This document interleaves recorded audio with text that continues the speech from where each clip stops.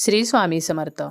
प्रत्येक सौभाग्यवती स्त्रीसाठी अत्यंत खास आणि महत्त्वाचा सण म्हणजे मकर संक्रांतीचा सण. मकर संक्रांतीच्या निमित्ताने महिला एकत्र येत असतात आणि हळदी कुंकू करत असतात. मकर संक्रांतीपासून रथसप्तमीपर्यंत हे हळदी कुंकू केले जाते.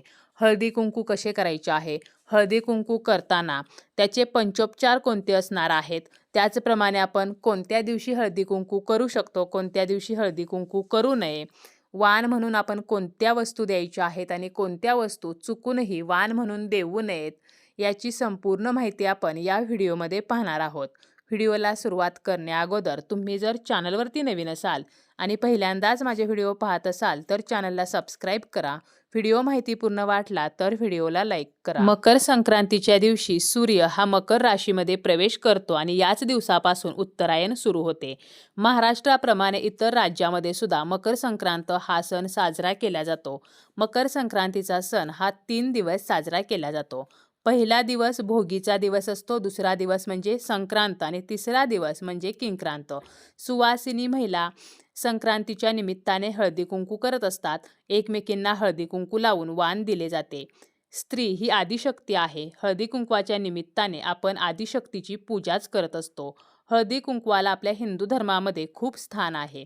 ब्रह्मांडातील सुप्त आदिशक्तींना श्रद्धापूर्वक हळदी कुंकू लावणाऱ्या स्त्रीला सौभाग्याची प्राप्ती होते अशी मान्यता आहे.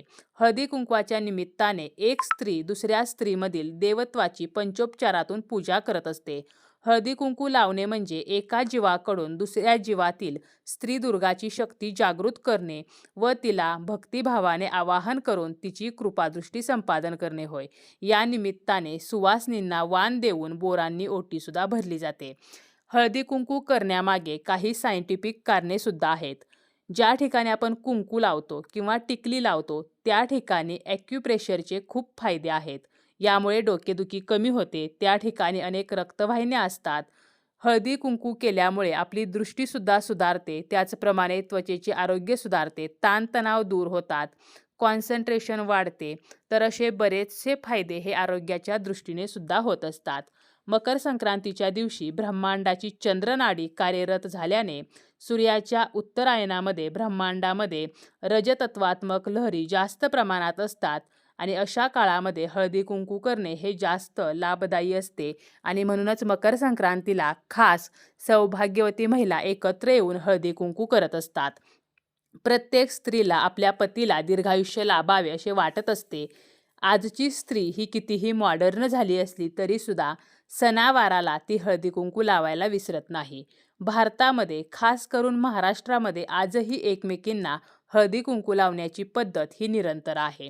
हे हळदी कुंकू आपण कधी करायचे आहे, तर आपण संक्रांतीच्या दिवशी हे हळदी कुंकू करू शकतो किंवा संक्रांतीच्या दिवशी खूप गडबड असते, प्रत्येकीला संक्रांतीच्या दिवशी हळदी कुंकू करणे जमेलच असे नाही, त्यामुळे आपण संक्रांतीपासून रथसप्तमीपर्यंत हे हळदी कुंकू करू शकतो. काही भागांमध्ये भोगीच्या दिवशी सुद्धा हळदी कुंकू करतात.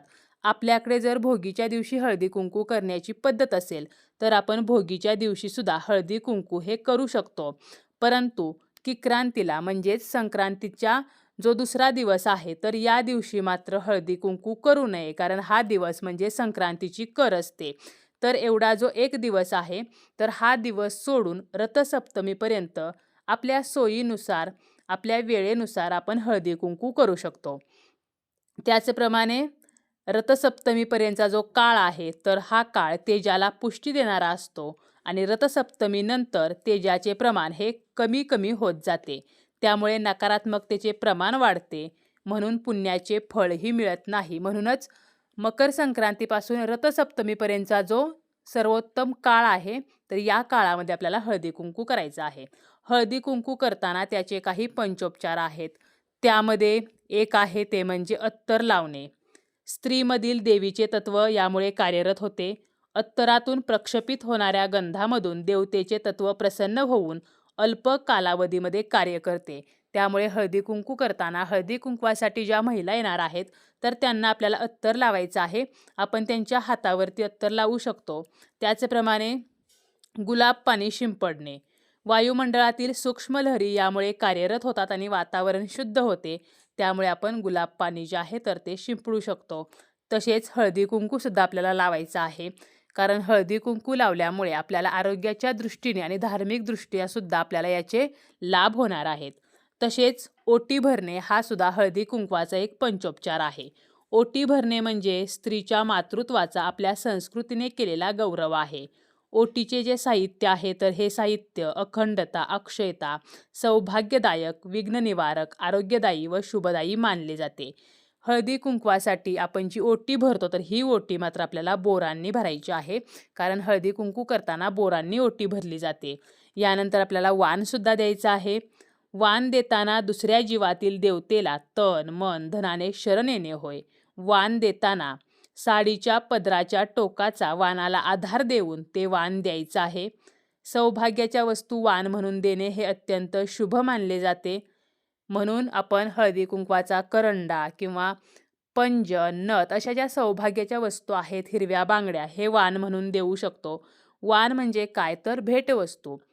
वाण देताना आपल्याला ते चांगल्या दर्जाचे द्यायचे आहे. समोरची जी महिला आहे तर तिला ते उपयोगी येईल अशी वस्तू आपल्याला वाण म्हणून द्यायची आहे. वाण देताना सुद्धा पहिली 5 वर्ष म्हणजे लग्न झाल्यानंतर पहिली जी 5 वर्ष मकर संक्रांत येणार आहे तर या 5 वर्षी ठराविक वाण दिले जाते आणि यानंतर आपण आपल्या इच्छेनुसार वाण देऊ शकतो. पहिल्या वर्षी कुंकवाची डबी ही वाण म्हणून द्यायची आहे. कुंकवाची डबी रिकामी न देता त्यामध्ये थोडेसे कुंकू भरून ती द्यायची आहे. म्हणजे ज्यांची पहिलीच संक्रांत आहे अशा ज्या नवविवाहित आहेत तर त्यांनी पहिल्या वर्षी कुंकवाची डबी हेच वाण म्हणून द्यायचं आहे. दुसरं वर्ष म्हणजे ज्यांची दुसरी संक्रांत आहे तर त्यांनी काचेच्या हिरव्या 6 बांगड्या द्यायच्या आहेत. तिसऱ्या वर्षाला कंगवा वाण म्हणून दिला जातो. चौथं जे वर्ष आहे तर यावर्षी आपण आरसा, छोटासा आरसा आपण वाण म्हणून देऊ शकतो. आणि 5व्या वर्षी आपल्याला नारळ फोडायचा आहे. म्हणजे जेवढ्या महिला आपल्याकडे हळदी कुंकवासाठी आलेल्या आहेत तेवढे नारळ आपल्याला आणायचे आहेत आणि प्रत्येक नारळ फोडायचा. अर्धा नारळ म्हणजे अर्धी जी वाटी आहे तर ती समोरच्या महिलेला द्यायची आणि अर्धी वाटी आपल्याकडे ठेवायची आहे. तर अशा प्रकारे 5व्या वर्षी नारळ हे वाण म्हणून दिले जाते. आपल्याकडे ज्या आपण वाट्या ठेवलेल्या आहेत तर हे जे खोबरं आहे तर याचा आपल्याला प्रसाद बनवायचा आहे. तर अशा प्रकारे पहिली 5 वर्ष वाण द्यायची आहे आणि 5 वर्षानंतर आपण आपल्या इच्छेनुसार वाण देऊ शकतो.